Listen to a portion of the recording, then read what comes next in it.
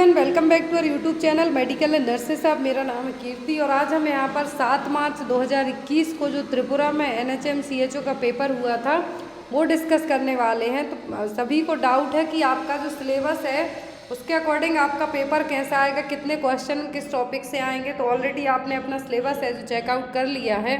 Sems की official website पर आपको त्रिपुरा CHO का सिलेबस है जो मिल जाएगा। तो यहाँ पर ये पेपर है त्रिपुरा CHO का।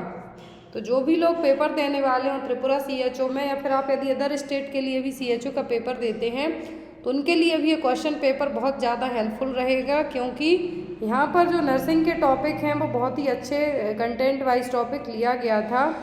तो यहाँ पर जो भी लोग पेपर देने वाले हैं त्रिपुरा CHO का, क्लास में एंड तक बने रहें। और जो लोग नए हैं प्लीज़ चैनल को सब्सक्राइब करके बेल आइकॉन बटन को प्रेस करके रखें, जिससे कभी भी वीडियोस अपडेट हों आपके लिए नोटिफिकेशन में और आप लोग क्लासेस को ज्वाइन कर सकें। तो ऑलरेडी त्रिपुरा CHO के है जो फॉर्म फिलअप हो चुके हैं, एंड फॉर्म फिलअप के बाद यहाँ पर जो भी लोगों ने फॉर्म को करेक्शन भी हो गया है, सब कुछ हो चुका है, बस आपका एग्ज़ाम होना बाकी है। तो यहाँ पर जो आपका सिलेबस है, बहुत सारे लोगों को डाउट था कि सिलेबस क्या किस टाइप से होगा। तो पूरा सिलेबस वाइज मैं आपको बताती जाऊँगी यहाँ पर कि आपको कैसे क्वेश्चन आएंगे। आपको एक फॉर्मेट हो जाएगा, ऑफिशियल आंसर की ही है त्रिपुरा CHO की। तो यदि आपको PDF फॉर्मेट में त्रिपुरा CHO के पेपर परचेस करना हो तो जो ऑफिशियल ऐप है मेडिकल एंड नर्सेस हब की है, वहाँ से जाके आप इन पेपर्स को ले सकते हैं। तो रिसेंट का ही 1 साल पुराना पेपर ही है, मार्च में ही लास्ट टाइम पेपर हुआ था। तो फर्स्ट क्वेश्चन आया था यहाँ पर क्लाउडेड लियोपोल्ड नेशनल पार्क। एक चीज़ और मैं बता दूं, मैंने इस आंसर की में कोई भी मॉडिफिकेशन नहीं किया है जिससे आपको डाउट हो। चाहती तो ये आंसर की आपको टाइप फॉर्मेट में भी प्रेजेंट कर सकती थी, बट बहुत सारे लोगों को डाउट हो जाता है, इसलिए। तो फर्स्ट क्वेश्चन था यहाँ पर clouded leopard national park was established in which year, जो कि आपको 10 नंबर का जनरल नॉलेज आने वाला है एग्जाम में। जिसने सिलेबस नहीं देखा तो रूल बुक जो आपकी है त्रिपुरा CHO के एग्ज़ाम की, वो रूल बुक पढ़ लें। उसमें 10 नंबर का आपको जो GK GS आने वाला है। तो त्रिपुरा के बारे में ही आपको आना है। 5 नंबर का आपको त्रिपुरा के GK GS से आएगा, 5 नंबर इंडिया के से। तो यहाँ पर क्लाउडेड लियोपोल्ड नेशनल पार्क कब स्थापित किया गया था? 2007 में। नेक्स्ट है यहाँ पर the total number of district in Tripura. तो त्रिपुरा में टोटल कितने डिस्ट्रिक्ट हैं? ऑप्शन में 6, 8, 9, 7। तो त्रिपुरा में टोटल डिस्ट्रिक्ट की बात हो रही है, तो टोटल 8 डिस्ट्रिक्ट हैं। त्रिपुरा में छोटा सा स्टेट है। नेक्स्ट है यहाँ पर who was the chief minister of Tripura. तो त्रिपुरा के चीफ मिनिस्टर कौन हैं? तो जो अकॉर्डिंग टू ऑप्शन में है यहाँ पर सचिंद्र लाल सिंह, प्रफुल्ल कुमार दास, नृपेंद्र चक्रवर्ती, या फिर समीर रंजन बर्मन। तो जो त्रिपुरा के एट प्रेजेंट में CM हैं उनका नाम आपको याद रखना है। प्रीवियस जो है वहाँ के कौन थे? चीफ मिनिस्टर थे। तो कौन थे यहाँ पर? सचिंद्र लाल सिंह। तो जो अभी रिसेंट में जो CM बने हैं त्रिपुरा के, वो बिप्लब कुमार देव। रिसेंट के जो CM हैं उनका नाम याद रखें आप, कौन है? बिप्लब कुमार देव। जो पुराने थे वो कौन थे? सचिंद्र लाल सिंह, क्योंकि 2021 का पेपर है। रिसेंट के CM याद रखना है आपको, बिप्लब कुमार देव। नेक्स्ट है यहाँ पर the Bhuvaneshwari temple is located on the which bank of river. Bhuvaneshwari temple है जो कहाँ पर है, किस रिवर के किनारे? सॉरी, कोवई, गोमती, मनु, या फिर मुहुरी। पूरा पेपर यहाँ पर इंग्लिश फॉर्मेट प्रेजेंट कर रहा है। तो जो भुवनेश्वरी देवी टेम्पल है ये कहाँ पर है? ये है गोमती नदी के किनारे।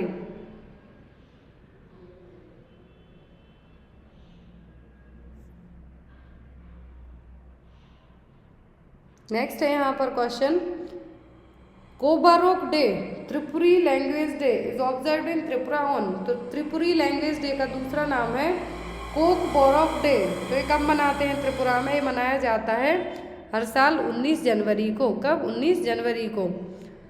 नेक्स्ट क्वेश्चन है यहाँ पर the national rural health mission was launched by the honourable prime minister on. तो NRHM की स्थापना प्राइम मिनिस्टर ने कब की थी? ऑप्शन में 12 अप्रैल 2005, 12 मार्च 2006, 12 मई 2004, या फिर 12 अगस्त 2005। तो ये सबको पता है NRHM की स्थापना कब की गई थी? 12 अप्रैल 2005 को। नेक्स्ट है यहाँ पर which among the following is not a secondary health care provider. तो सेकेंडरी हेल्थ केयर प्रोवाइडर कौन नहीं है यहाँ पर, नॉट है यहाँ पर, नहीं है। ऑप्शन में district hospital, community health centre, sub centre या फिर ऑल ऑफ दी अबव। जो सेकेंडरी हेल्थ केयर प्रोवाइडर नहीं है वो क्या है, सब सेंटर है, प्राइमरी हेल्थ केयर में आ जाएंगे। बाकी district hospital, community health centre ये सब किस में आएंगे, सेकेंडरी में। बट जो प्राइमरी में सब सेंटर आ जाएंगे, पीएससी आ जाएंगे, community health centre referral centre में आ जाएगा आपका।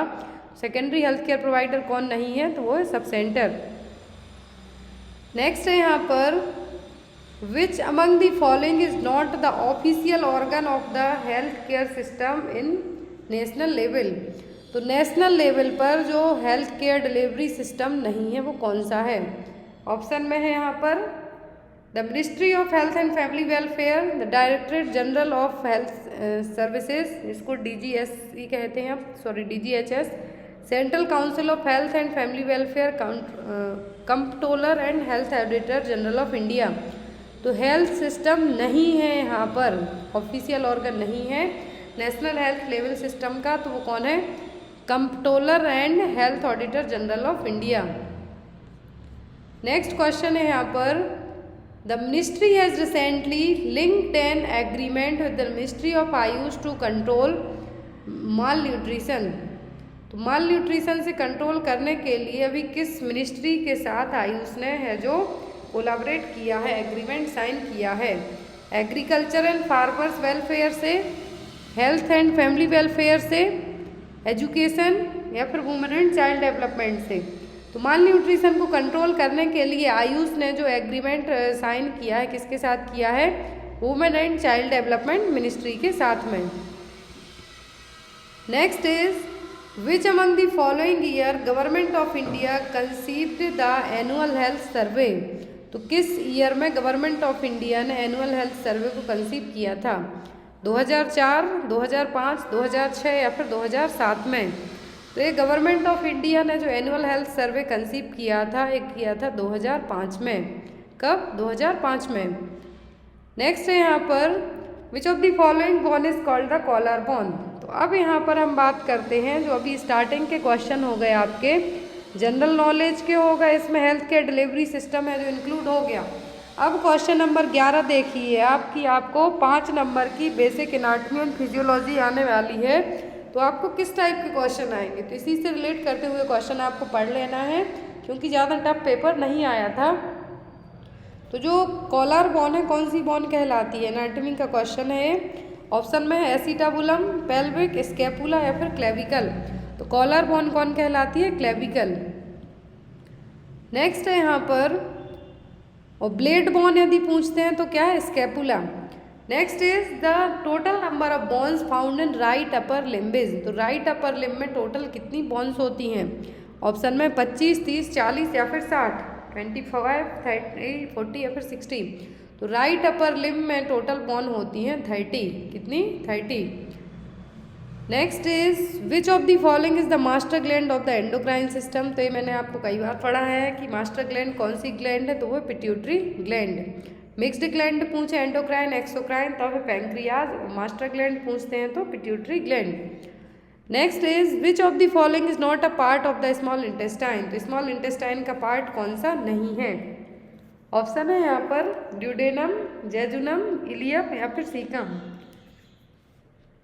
तो ड्यूडेनम, इलियम, जेजुनम ये स्मॉल इंटेस्टाइन के पार्ट हैं और जो पार्ट नहीं है यहाँ पर वो क्या है, सीकम, ये लार्ज इंटेस्टाइन का पार्ट है। Next one is which of the following is called white part of the human आई। तो ह्यूमन आई का वाइट पार्ट कौन सा है, यूबिया, ट्यूनिक, आइरिस या फिर स्क्लेरा। तो वाइट पार्ट कौन सा है, स्क्लेरा। तो ये यहाँ पर आपके स्टार्टिंग के जो आप सिलेबस, प्लीज़ सिलेबस अपने सामने खोल के रखिए जब मैं इस पेपर को आपको पढ़ा रही हूँ। सिलेबस आपको सेम्स की जो ऑफिशियल वेबसाइट है उसमें जो रूल बुक है उसमें आपको सिलेबस मिल जाएगा। तो सिलेबस आपको देखते ओपन करके रखना है और आपको इससे अंदाज़ा होगा कि आपको पेपर किस टाइप का आएगा। तो जो स्टार्टिंग के 10 क्वेश्चन आपको जनरल नॉलेज के आने थे जिसमें त्रिपुरा का हेल्थ सिस्टम था और 5 मार्क्स अदर थे जिसमें इंडिया का हेल्थ सिस्टम पूछ सकते थे। अब जो नेक्स्ट हमने 11 क्वेश्चन से 15 तक पढ़ लिए तो इसमें आपकी एनाटॉमी एंड फिजियोलॉजी कवर हो जाती है। अब नेक्स्ट सेक्शन है यहाँ पर आपका जिसमें आपको चाइल्ड हेल्थ है, जो नेक्स्ट सेक्शन है 10 नंबर का चाइल्ड हेल्थ है, तो इसमें आपको ICDS प्रोग्राम इसी में इंक्लूड हो सकता है। तो यहाँ पर 16 नंबर का क्वेश्चन है, ICDS का फुल फॉर्म पूछा है, तो ये सबको पता है। इंटीग्रेटेड चाइल्ड डेवलपमेंट सर्विसेज क्या है? इंटीग्रेटेड चाइल्ड डेवलपमेंट सर्विसेज 1975 में बनाया गया था। नेक्स्ट क्वेश्चन है यहाँ पर, first form of milk produced by the mammary gland immediately following delivery of the newborn baby is called. तो जो फर्स्ट फॉर्म है मेमरी ग्लैंड से प्रोड्यूस होने वाला मिल्क है, क्या कहलाएगा? रेगुलर मिल्क, कोलेस्ट्रम, प्रोटीन या फिर सप्लीमेंट्री फीड? तो ये कहलाता है कोलेस्ट्रम। क्या कहलाएगा? कोलेस्ट्रम। नेक्स्ट है यहाँ पर, the immunoglobulin which protects the newborn against enteric infection. Enteric infection से कौन सा इम्यूनोग्लोबुलिन न्यूबॉर्न बेबी को प्रोटेक्ट करेगा? IgA, IgD, IgM या फिर नन ऑफ द अबव? तो जो एंटेरिक इन्फेक्शन से प्रिवेंट करेगा न्यूबॉर्न बेबी को, इम्यूनोग्लोबुलिन प्रोटेक्ट करेगा, वो क्या है? IgA, immunoglobulin A। नेक्स्ट है यहाँ पर, the recommended dose of vitamin A supplement to be administered orally once in every 6 month. तो रिकमेंडेड डोज कितना है विटामिन ए का? हर 6 महीने में एडमिनिस्टर करने के लिए। बच्चे की एज है 3 साल, 3 ईयर ओल्ड चाइल्ड के लिए। ऑप्शन में 5000 IU, 50,000, 1 लाख या फिर 2 लाख। तो 6 मंथ में 3 साल की एज के बच्चे के लिए 2 लाख यूनिट है जो एडमिनिस्टर की जाएंगी। तो यहाँ पर आपको याद रखना है 2 लाख IU। नेक्स्ट क्वेश्चन है यहाँ पर, a newborn is assessed for Apgar at 5 minute after birth, the score is 8, what does this indicate? तो अपगार स्कोर यहाँ पर चेक की जा रही है न्यूबॉर्न बेबी की आफ्टर 5 मिनट। एक होती है इनिशियल तुरंत विदिन 1 मिनट और दूसरी होती है आफ्टर 5 मिनट। तो यदि अपगार स्कोर 8 है, दैट मीन्स बेबी क्या है? No depression, mild depression, moderate depression या फिर सीवियर डिप्रेशन। जब अपगार स्कोर मोर देन 7 जाती है, दैट मीन्स बेबी क्या है? गुड कंडीशन में है। तो यहाँ पर आपका आंसर होगा नो डिप्रेशन। नेक्स्ट है यहाँ पर, in children with diarrhoea the main aim of ORS therapy is to. तो बच्चों में डायरिया के लिए ORS थेरेपी दी जाती है, तो इसका एम क्या है? Prevent the dehydration, reduce the mortality, to correct water and electrolyte deficit या फिर all of the above. ORS therapy है जो बच्चों में दी जाती है, तो इसका मेन एम क्या है? डिहाइड्रेशन प्रिवेंट करना, मॉर्टेलिटी को कम करना, रिड्यूस करना, वाटर इलेक्ट्रोलाइट डेफिसिट को कम करना, तो कम ठीक करना, ट्रीट करना। तो यहाँ पर आपका आंसर होगा ऑल ऑफ दी अबव। ये आपके चाइल्ड हेल्थ नर्सिंग के क्वेश्चन ही चलते जा रहे हैं, जो कि आपको 10 नंबर की आने वाली है। नेक्स्ट क्वेश्चन है यहाँ पर, INAP स्टैंड फॉर। तो INAP का फुल फॉर्म क्या है? ऑप्शन में है India nurses and paediatrician, India newborn action plan, India new association with public या फिर नन ऑफ दी अबव। तो INAP है जो प्रोग्राम है, INAP का फुल फॉर्म है इंडिया न्यूबॉर्न एक्शन प्लान। क्या है इसका full form? India newborn action plan, जो कि सितंबर 2014 में लॉन्च किया गया था न्यूबॉर्न की डेथ मॉर्टेलिटी को कम करने के लिए। तो यहाँ पर आपका आंसर होगा B। रिलीज डेट पूछते हैं कि लॉन्च कब हुआ था, तो सितंबर 2014 में इसको लाया गया था। नेक्स्ट है यहाँ पर, the children with disorder of written expression is known as. तो इस डिसऑर्डर को क्या कहेंगे? जिसमें बच्चों के जो लिखने में दिक्कत होगी। ऑप्शन में डिसलेक्सिया, डिसकैलकुलिया, डिसग्राफिया या फिर डिसअर्थरिया। तो रिटन एक्सप्रेशन की बात हो रही है, तो इसके लिए क्या कहेंगे हम? डिसग्राफिया। करेक्ट आंसर होगा यहाँ पर आपका C। Next is route of administration of DPT vaccine. तो DPT वैक्सीन का रूट ऑफ एडमिनिस्ट्रेशन क्या है? ऑप्शन में इंट्राडर्मल, सबक्यूटेनियस, इंट्रामस्कुलर या फिर इंट्रावीनस। तो DPT वैक्सीन किस रूट से एडमिनिस्टर की जाती है? तो DPT दी जाती है इंट्रामस्कुलर रूट से। तो यहाँ पर आपका आंसर होगा C। नेक्स्ट है यहाँ पर, pentavalent vaccine is given at. Pentavalent vaccine कब दी जाती है? 4, 8, 12 वीक्स में, 5, 10, 15 वीक्स में, 6, 10, 14 वीक्स या फिर 4, 8, 16 वीक। तो यहाँ पर क्वेश्चन नंबर 25 पर आपके पीडियाट्रिक और चाइल्ड हेल्थ नर्सिंग के क्वेश्चन कंप्लीट होते हैं। पेंटावैलेंट वैक्सीन दी जाती है 6 वीक में, जब बच्चे की एज 6 वीक हो। देन एवरी 4 वीक का गैप दिया जाता है, तो 6, 10, 14, 6, 10, 14 वीक्स में क्या दी जाती है? पेंटावैलेंट वैक्सीन, जिसमें 5 वैक्सीन इंक्लूड होती हैं, जो कि DPT, diphtheria pertussis tetanus, HIV and haemophilus influenza type. तो यहाँ पर ये पेंटावेलेंट में 5 वैक्सीन इंक्लूड होंगी और ये दी जाती हैं जब न्यूबॉर्न बेबी की एज कितनी हो जाए, 6 week, 10 week and 14 weeks. Next है यहाँ पर, अब जो नेक्स्ट सेक्शन यहाँ पर ऐड होता है, प्लीज़ पूरी क्लास ध्यान से ज्वाइन किए रहना जो भी लोग ज्वाइन किए हैं। क्वेश्चन नंबर 1 to 10 तक आपका GK GS का आपको पता चलेगा एंड 11 to 15 तक आपको एनाटॉमी फिजियोलॉजी कैसी आएगी। फिर आता है आपका 10 नंबर का चाइल्ड हेल्थ नर्सिंग। तो 10 नंबर की चाइल्ड हेल्थ नर्सिंग में आपको इसी तरीके के क्वेश्चन आएंगे। अब जो नेक्स्ट सेक्शन है यहाँ से क्वेश्चन नंबर 26 से स्टार्ट होता है, ये है आपका मैटरनल हेल्थ। क्या है यहाँ पर आपकी मैटरनल हेल्थ, जो कि सबसे ज़्यादा आनी है 15 नंबर की। सबसे ज़्यादा आपको मैटरनल हेल्थ आनी है 15 नंबर की। क्वेश्चन नंबर 26 है the colour of lochia rubra is. Lochia rubra का कलर कैसा होता है, वाइट, रेड, येलो या फिर ऑरेंज। लोचिया रूब्रा का कलर होता है रेड। कैसा होता है, रेड, जो कि इनिशियल टाइम पर डिस्चार्ज होता है पोस्टपार्टम पीरियड में, तो कैसा होता है, रेड कलर का। नेक्स्ट क्वेश्चन है यहाँ पर, weekly iron and folic acid supplementation programme is mean for. तो WIFS प्रोग्राम किसके लिए है, adolescent girls and lactating mothers, adolescent boys and pregnant women and lactating, pregnant women, adolescent boys and girls. तो जो WIFS programme है ये है adolescent boys and girls के लिए, जो 6th क्लास से लेके 12th क्लास तक के, आपको याद रखना है 6th स्टैंडर्ड से 12th स्टैंडर्ड तक के बच्चे हैं, 10 से 19 साल तक की एज ग्रुप के बच्चे हैं, वो इसमें इंक्लूड किए गए हैं। तो यहाँ पर एडोलेसेंट बॉयज़ और गर्ल्स के लिए weekly iron folic acid supplementation programme लाया गया था। नेक्स्ट है यहाँ पर episiotomy has to be done during. तो जो आपका यहाँ पर एडोलेसेंट हेल्थ आना है 5 नंबर की, उसमें आपके सभी प्रोग्राम्स एडोलेसेंट हेल्थ में क्या प्रॉब्लम्स होंगी वो भी यहाँ पर ऐड हो जाएंगी। तो एपिजियोटॉमी है जो कब की जाती है, first stage of labour, second stage of labour, third stage of labour या फिर नन ऑफ दी अबव। तो एपिजियोटॉमी की जाती है सेकेंड स्टेज ऑफ लेबर में, क्राउनिंग के टाइम पर। तो यहाँ पर आपका आंसर क्या होगा, बी। नेक्स्ट है यहाँ पर the meaning of ARSH under RMNCH+A programme. तो RMNCH+A प्रोग्राम में ARSH का फुल फॉर्म क्या है, तो इसका full form adolescent reproductive and sexual health. जो क्वेश्चन आपको डायरेक्ट याद रखने लायक उनके ऑप्शन में आपको नहीं बताऊंगी। तो RMNCH+A प्रोग्राम में ARSH का फुल फॉर्म क्या है, adolescent reproductive and sexual health. Next question है यहाँ पर, as per national population policy of India the age of girls for marriages.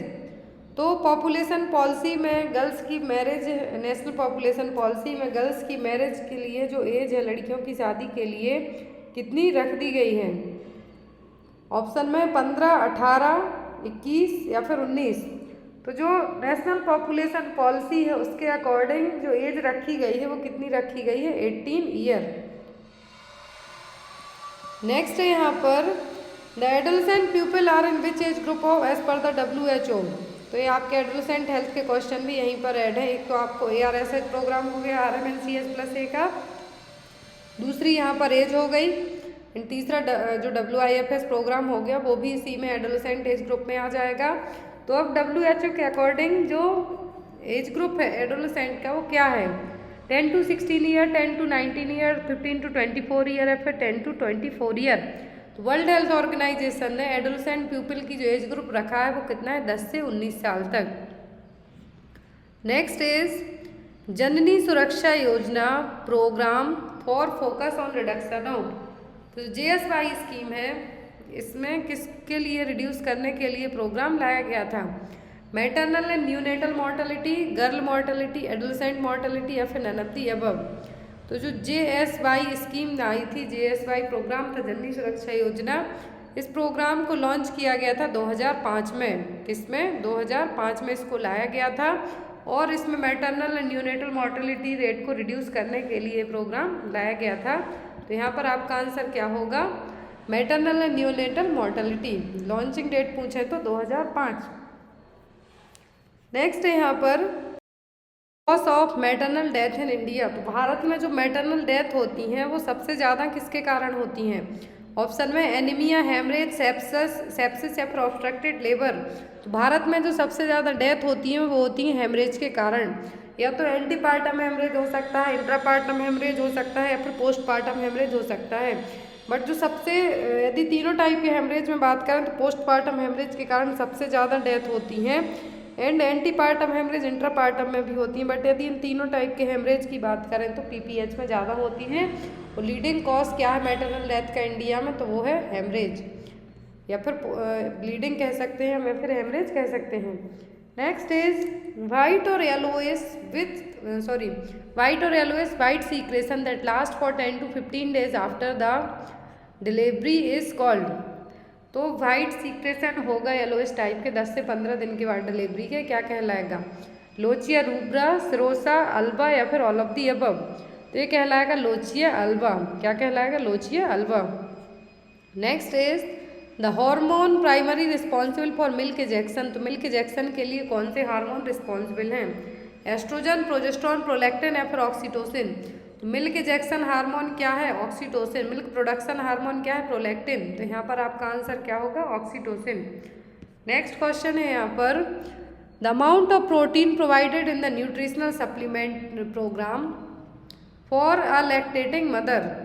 जो एक प्रोग्राम है nutritional supplementation programme for lactating mother, तो कितना अमाउंट है जो प्रोटीन का दिया जाता है?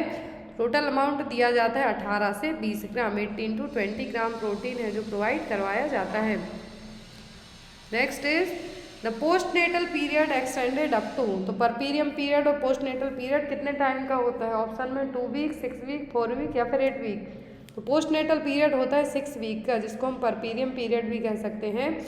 आफ्टर डिलीवरी से लेकर जो 6 वीक तक का पीरियड होता है वो पोस्ट नेटल पीरियड या फिर परपीरियम पीरियड कहलाता है। नेक्स्ट क्वेश्चन है यहाँ पर a woman is diagnose to have severe anaemia when the haemoglobin is below.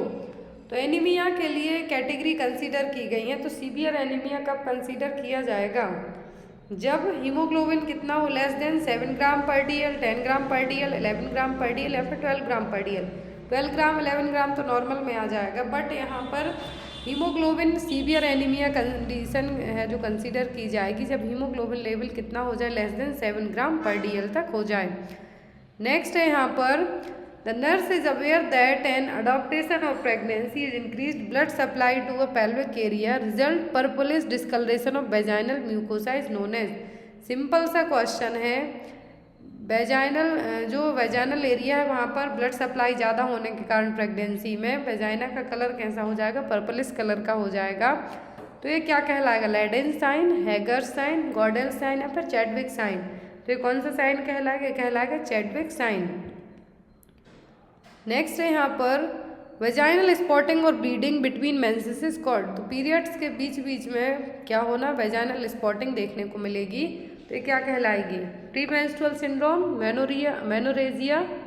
मेनोरिया या फिर dysmenorrhoea.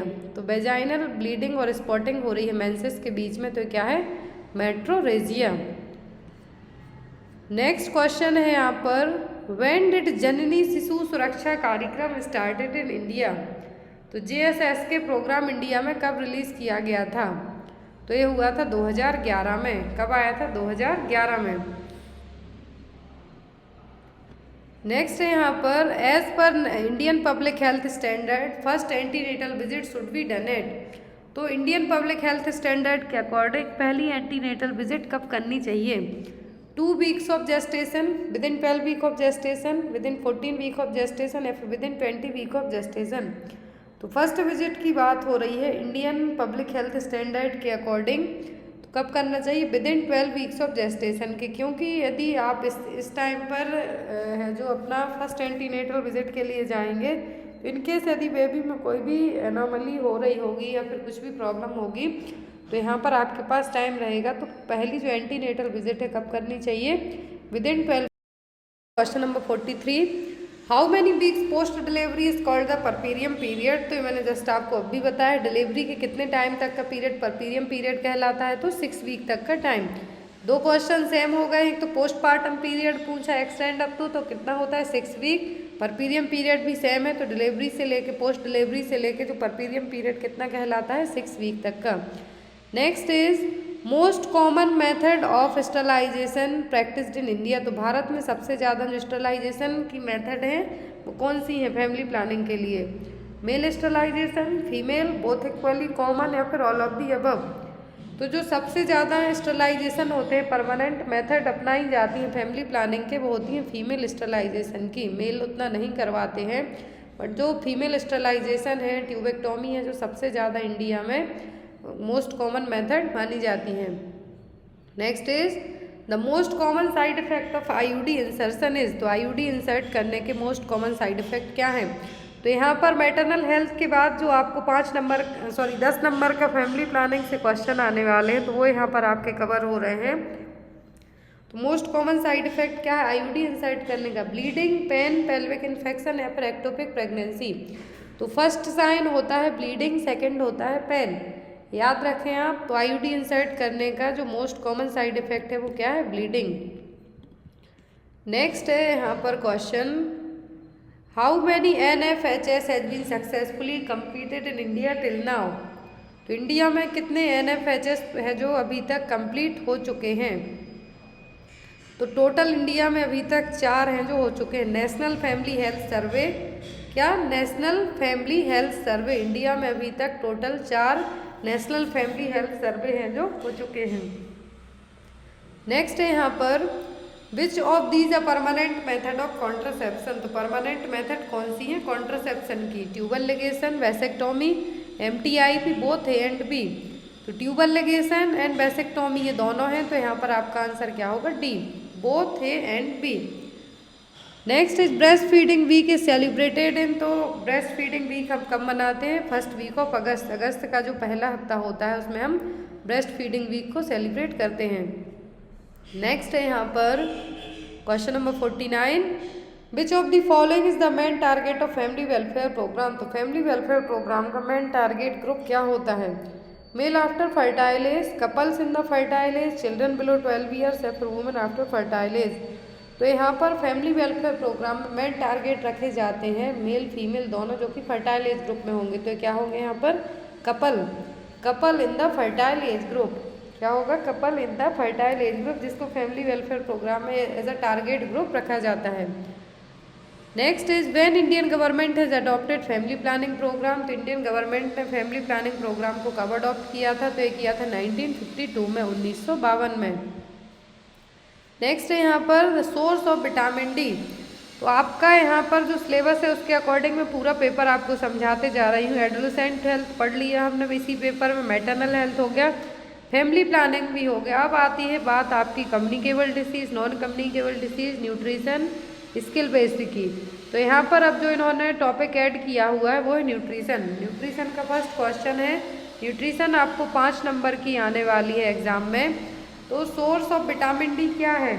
Sunlight, egg yolk, butter या फिर ऑल ऑफ दी अबव। तो विटामिन डी का सोर्स क्या है? ये सभी है यहाँ पर, तो आंसर होगा आपका D, all of the above.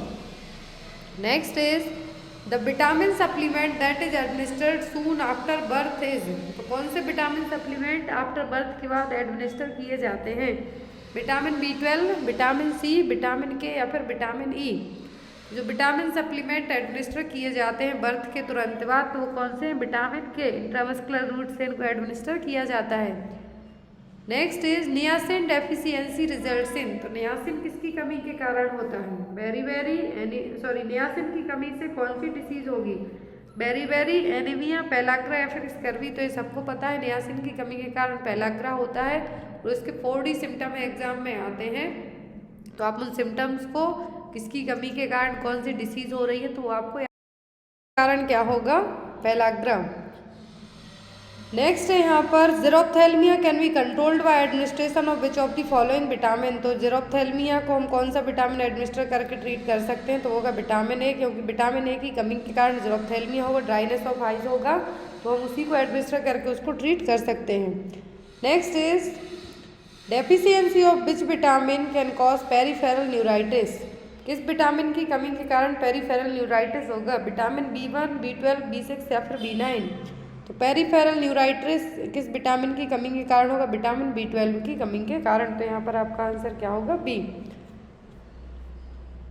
Next है यहाँ पर biotin is the name given to which vitamin, तो बायोटिन किस विटामिन को नाम दिया गया है। तो पूरा यहाँ पर जो न्यूट्रिशन आया था त्रिपुरा CHO में लास्ट टाइम, पूरा आपको विटामिन से ही क्वेश्चन आए थे, विटामिन के अलावा कुछ भी अलग से नहीं लिया गया था।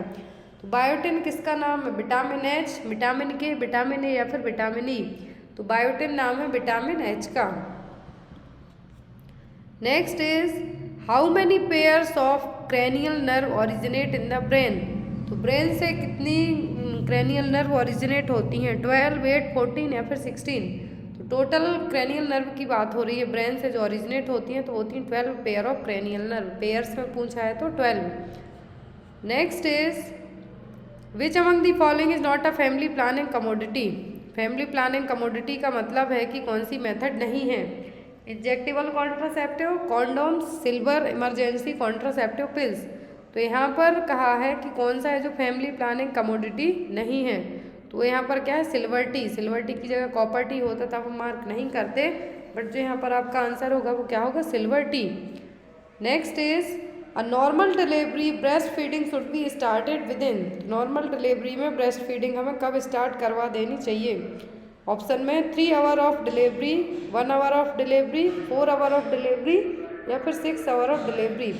नॉर्मल डिलीवरी की बात हो रही है तो 1 आवर ऑफ डिलीवरी और एज सून एज पॉसिबल, जितने जल्दी पॉसिबल हो सके ब्रेस्ट फीडिंग स्टार्ट करवा देनी चाहिए। तो यहाँ पर आपका आंसर क्या होगा, 1 आवर ऑफ डिलीवरी। नेक्स्ट है यहाँ पर the first fetal movement felt by the mother is called, तो जो पहला फीटल मूवमेंट मदर को फील होता है वो क्या कहलाएगा। ऑप्शन में लाइटनिंग, क्विकनिंग, कोलाज्मा, फिलाइनन, नियाग्रा। जो first fetal movement felt by the mother कहलाता है क्विकनिंग, और 20 वीक के जेस्टेशनल पीरियड में मदर को फील होने लगता है। नेक्स्ट है यहाँ पर क्वेश्चन नंबर 61, जिसमें आपकी कम्युनिटी हेल्थ नर्सिंग इंक्लूड हो जाती है। तो यहाँ पर जो आपका कम्युनिटी हेल्थ नर्सिंग इंक्लूड होती है तो इसमें बेसिक कॉन्सेप्ट ऑफ हेल्थ, आपका जो कम्युनिकेबल डिसीज़ है वो ऐड हो जाएगी। तो बेसिक कॉन्सेप्ट ऑफ हेल्थ में ही आपका जो कमिटी है, जितनी भी कमिटी हमने पढ़ी है वो आ जाएंगी, हेल्थ प्रोग्राम्स आ जाएंगे, आपके जो भी नेशनल हेल्थ एजेंसीज है वो कवर होंगी। तो क्वेश्चन नंबर 61 में है the committee which proposed the concept of primary health care in India, तो कौन सी कमेटी ने प्राइमरी हेल्थ केयर कॉन्सेप्ट को प्रपोज किया था इंडिया में, तो वो थी भोर कमेटी। 1946 में बनाई गई थी भोर कमेटी, जिसमें प्राइमरी हेल्थ केयर को प्रपोज्ड है जो कॉन्सेप्ट लाया गया था। Next is the sustainable development goals were adopted by United nation in, sustainable development goals मैंने आपको पढ़ाए हुए थे, तो यूनाइटेड नेशन ने कब अडॉप्ट किए थे, तो ये किए थे 2015 में।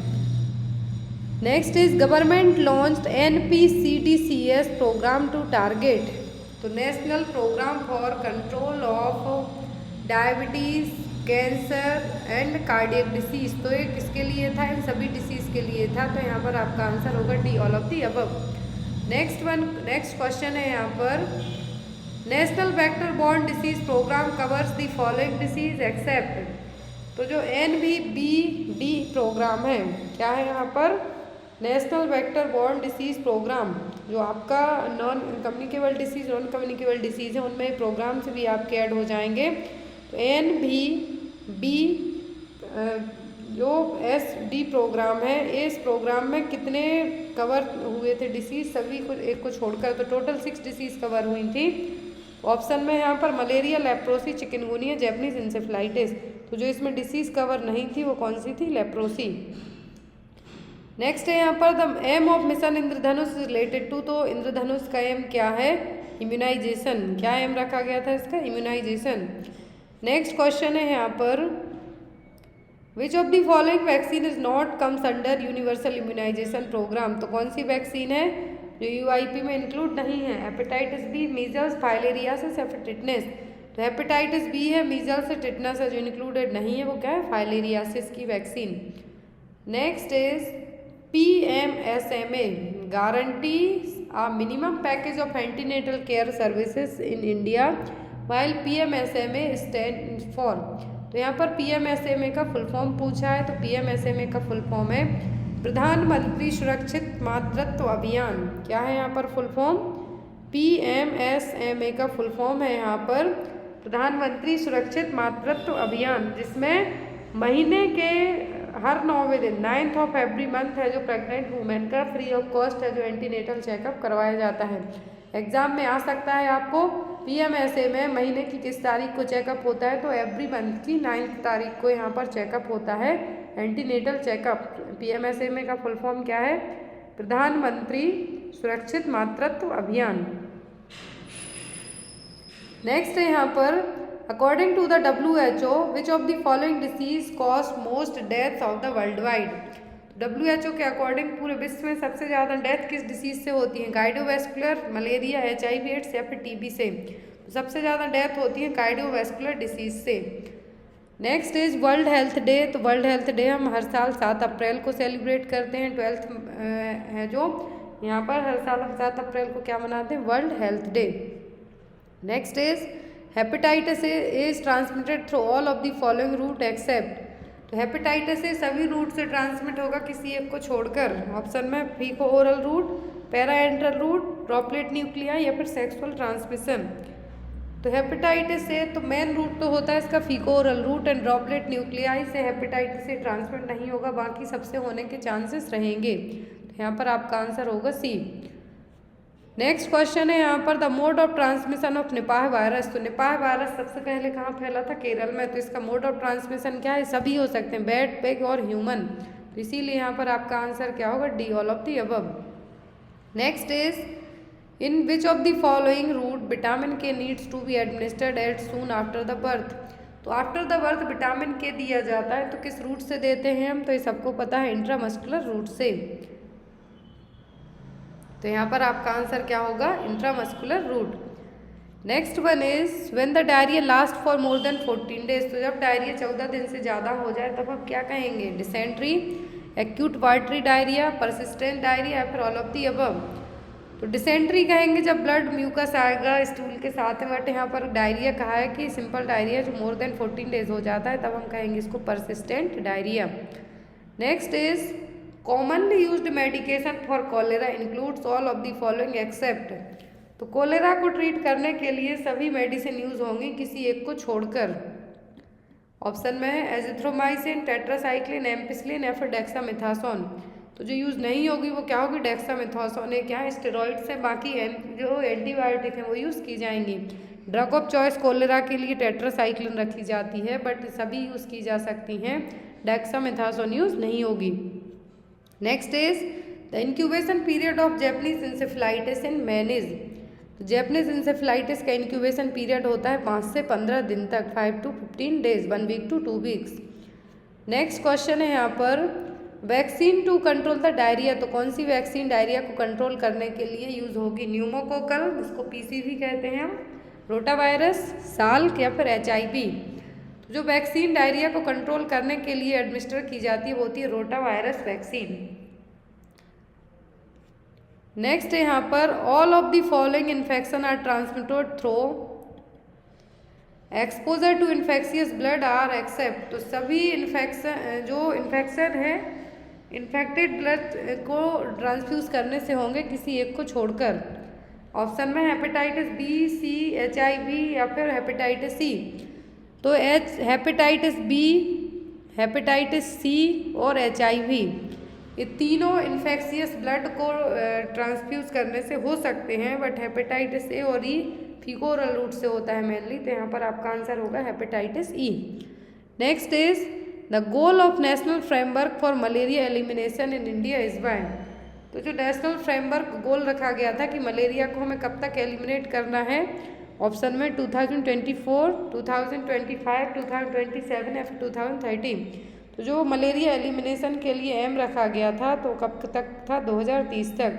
2030 तक हमें पूरे इंडिया को मलेरिया एलिमिनेट करना है। Next is the aim of national strategic plan to eliminate tuberculosis. तो मलेरिया एलिमिनेट करना है 2030 तक, ट्यूबरक्लोसिस को एलिमिनेट करना है 2025 तक। याद रखना है, मलेरिया पूछते हैं तो 2030 तक, ट्यूबरक्लोसिस पूछते हैं तो 2025 तक। Next is telephone number for national ambulance service in India. तो नेशनल एम्बुलेंस सर्विस के लिए इंडिया क्या टेलीफोन नंबर है? 108, 102, 100, 108, 100-102 या फिर 100-110। तो नेशनल एम्बुलेंस सर्विस है इंडिया में, मोबाइल नंबर टेलीफोन नंबर है वो क्या है 108-102, 108 और 102 पर आप कॉल कर सकते हैं। नेक्स्ट है यहाँ पर the kala azar fever is transmitted through the bite of. तो काला आजार फीवर किसके बाइट करने से होगा? House fly, tsetse fly, sand fly या फिर ड्रैगन फ्लाई। तो काला आजार किस फ्ली के बाइट करने से होगा? सैंड फ्लाई के बाइट करने से।